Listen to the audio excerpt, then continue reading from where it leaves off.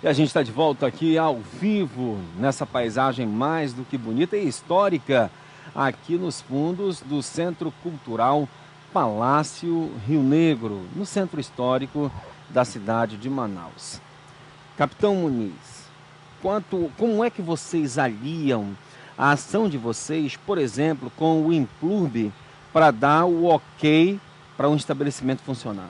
Veja bem, o auto de vistoria do Corpo de Bombeiros é só um dos documentos que o empresário deve possuir para ir lá na prefeitura e pegar o seu alvará de funcionamento. Então, existe uma série de outros documentos que o empresário ele tem, desde licenças ambientais, licença tem uma sequência e o do Corpo de Bombeiros é um. Do Corpo de Bombeiros, Evandro, por exemplo, disse que o maior dor de cabeça para ele é o ABITS. Por isso eu estou perguntando qual é o primeiro. Não, o ABITS é o último. O ABITS é a autorização para você habitar. É o último. Então você junta. Se você tiver tudo, recebe o ABITS. Não existe uma sequência. Você vai tirando as suas licenças. Mas porque só que pra gente, que passa pra gente, que a gente tem que ter primeiro o ABITS para depois ter o resto. Não. O ABITS é o final de tudo. É a certidão que vai dizer que todos os pré-requisitos estão preenchidos. Das SEMAS, do Corpo de Bombeiros, do impacto da malha viária, que o Manaus Trans entra no aspecto. Seguir, então as casas não vão ter ABITS, vai fechar tudo. Vai ficar umas 2 ou 3 abertas. Nessa operação que nós estamos realizando aí junto com a Prefeitura de Manaus, ficou acordado que a Prefeitura está centralizando, então todos os nossos autos de vistorias que nós estamos emitindo por ocasião dessas vistorias, os autos de vistoria, ou seja, as nossas autorizações, nós estamos enviando para a Prefeitura, e lá o Gabinete Militar está consolidando essa documentação para finalizar com a liberação definitiva do estabelecimento. Então, foi um acordo, porque antes o empresário ele ia lá, pegava no Corpo de Bombeiros, depois ia lá e pegava na outra secretaria, e aí nós estamos, à medida que nós detectamos que a casa já se regularizou, nós estamos encaminhando o documento para a Prefeitura, para que a Prefeitura consolide essa documentação, até para dar mais agilidade no processo de desinterdição dos estabelecimentos. Da entrada no processo na Prefeitura, passa tempão, vai lá e não faz nada.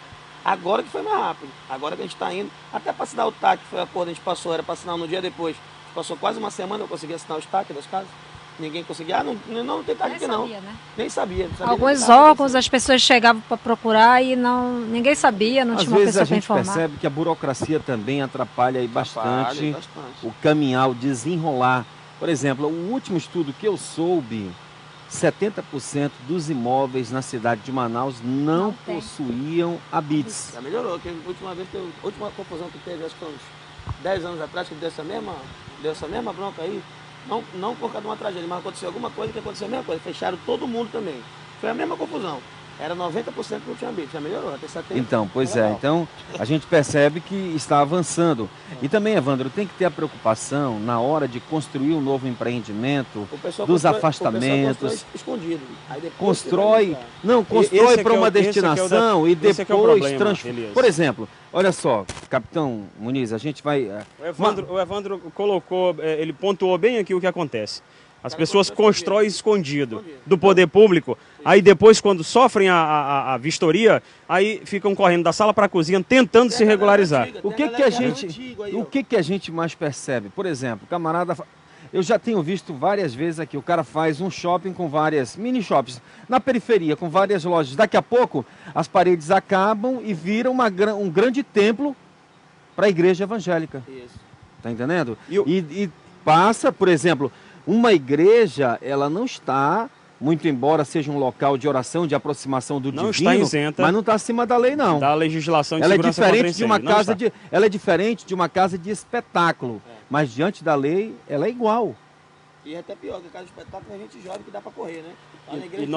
Nós temos, as igrejas elas têm nos procurado também, junto ao Corpo de Bombeiros, para procurar se regularizar nesse sentido. O que acontece, Elias, é que isso que você falou aqui é uma grande verdade. Principalmente na periferia, os empresários vão construindo galerias, pequenas galerias, e começam a empregar as pessoas, cria uma outra preocupação do poder público, de repente você tem ali 200 famílias empregadas, o poder público vai lá para desempregar todo mundo. né? Aí o empresário, olha, mas eu tô com muita gente empregada aqui e tal. É isso que acontece.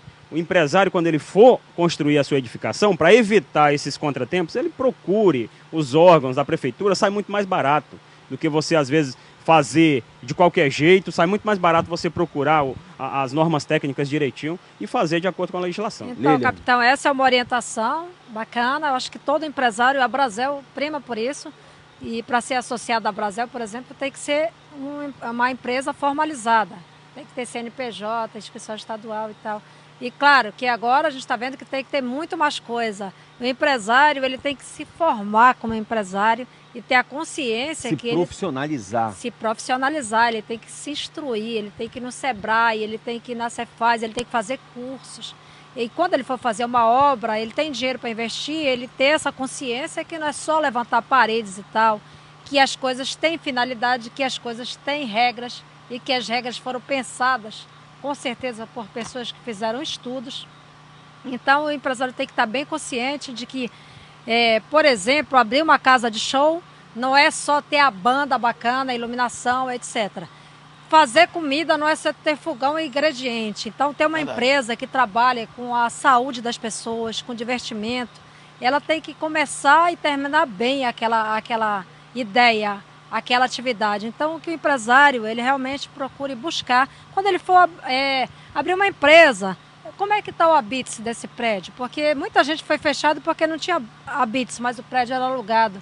Então, você tem que exigir do proprietário, quando ele vai alugar, o habite. Também procurar se informar se aquela área é passível daquela atividade, porque nós temos um plano diretor que vai ser alterado em breve, deve estar surgindo aí as alterações, e que o empresário se informe, porque às vezes ele faz todo o investimento, contrata pessoal, compra cadeira e contrata shows, etc., mas não se informou se a minha casa poderia ou não funcionar naquele lugar. Por exemplo, é uma coisa tão básica que o plano diretor coloca, localidades que se estruturaram como residencial. Se você vai colocar uma casa de show, automaticamente você tem que mudar o uso daquele lote, o uso da edificação.